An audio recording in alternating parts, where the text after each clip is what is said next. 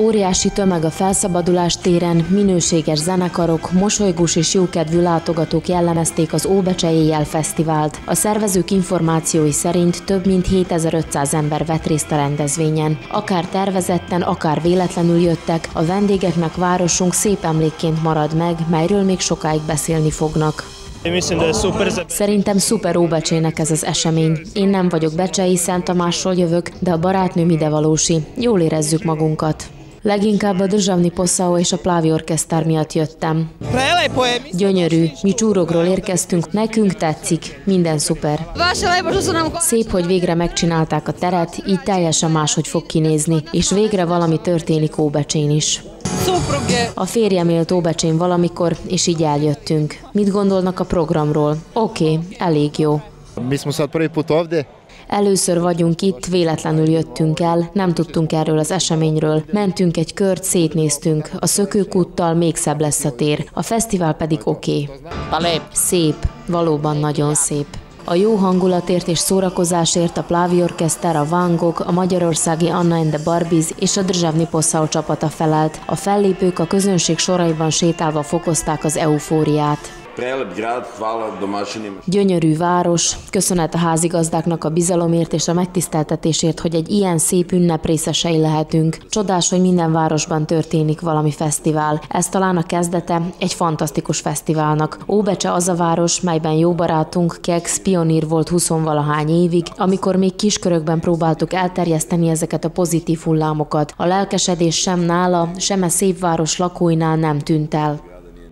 A koncertet a Majcsiki együttes nyitotta meg, aki Vlada Divjan számait játszotta. A fellépésüket még különlegesebbé tette, hogy óbecsei zenészek muzsikáltak a tribut zenekarban, mégpedig Goran Vasović, Vladimir Gurjanov és Tanja Banjanin.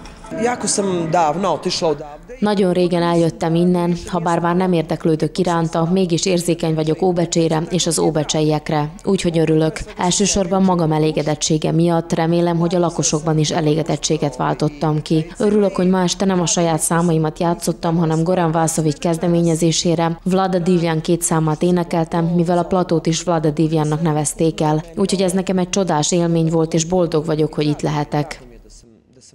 Az elmúlt periódus számos sikeres befektetése, valamint a központi tér rekonstrukciójának kapitális projektje ezzel a fesztivállal lett megkoronázva, mely községünk polgármesterének elmondása szerint tradícióvá kellene, hogy kinője magát.